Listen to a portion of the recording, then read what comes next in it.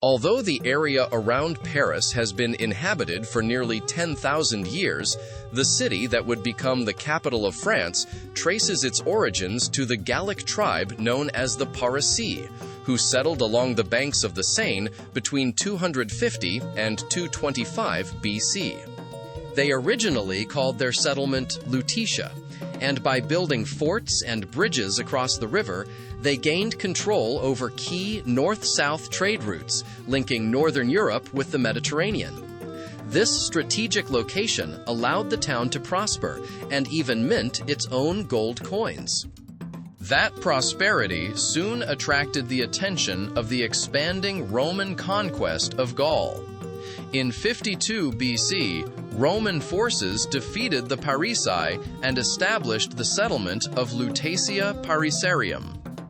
Built mainly on the left bank of the Seine, the Roman town followed the traditional Roman layout with forums, temples, baths, and an amphitheater capable of holding up to 15,000 spectators, despite the city's modest population. Though smaller than major Roman centers like Lyon, Lutetia steadily expanded during the 2nd and 3rd centuries AD. A turning point came in the mid-3rd century when, according to tradition, Saint Denis introduced Christianity to the region. Refusing to renounce his faith during Roman persecution, he was executed on the hill later known as Montmartre. Over his grave, the famous Basilica of Saint Denis would eventually be built. As barbarian invasions intensified during the decline of the Western Roman Empire, many residents retreated to the fortified Île de la Cité in the middle of the Seine. Defensive walls were constructed using stones taken from abandoned Roman monuments. During this period, the settlement gradually abandoned the name Lutetia and became known simply as Paris. By the late 5th century, the Franks, under King Clovis I, had taken control of northern Gaul. Paris gained symbolic importance as the capital of the Frankish kingdom, helping lay the foundations for both Frankish and later French culture. Yet under the Carolingian rulers, the city declined into a provincial center, though its churches and monasteries remained wealthy targets for Viking raids. Throughout the 9th century, Viking fleets repeatedly sailed up the Seine to attack Paris. Their failed siege in 885 demonstrated the city's growing strategic value and led to stronger fortifications along the riverbanks. The rise of the Capetian dynasty in 987 marked the beginning of Paris's return to prominence. Over the following centuries, it emerged as the political, cultural, commercial, and religious heart of medieval France. The Île de la Cité became home to royal palaces, while the left bank evolved into a center of religion and scholarship. The founding of the University of Paris in 1150 transformed the city into one of Europe's great intellectual capitals. Meanwhile, the right bank flourished as a center of trade and commerce. King Philip II strengthened the city with new defensive walls, paved streets, and the construction of the Louvre fortress, the precursor to today's Louvre Museum. Around the same time, construction began on one of the greatest achievements of Gothic architecture, Notre Dame de Paris. Work started in 1163 and continued for nearly 2 centuries, eventually producing one of the most iconic cathedrals in Europe. Later, King Louis IX commissioned the magnificent Sainte-Chapelle to house sacred Christian relics. By the early 14th century, Paris had become the largest city in Europe, with roughly 200,000 inhabitants. Yet overcrowding, disease, and violence were constant realities. The arrival of the Black Death in 1348 killed tens of thousands of Parisians. Soon after, the city suffered during the 100 Years' War. In 1420, English forces captured Paris, and the young King Henry VI of England was crowned King of France inside Notre Dame. French control was finally restored in 1436. The Renaissance brought renewed prosperity under King Francis I. Paris became a flourishing center of art, education, and printing. The city's intellectual life expanded rapidly, with dozens of printing presses, making Paris one of Europe's leading publishing hubs. However, the 16th century also saw devastating religious conflict between Catholics and Protestants during the French Wars of Religion.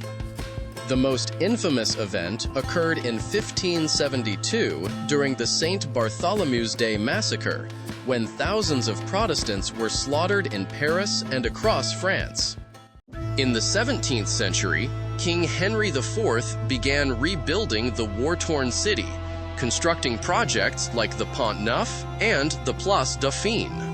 His successors, including Louis XIII and Cardinal Richelieu, expanded Paris further and established important artistic institutions such as the Académie Française.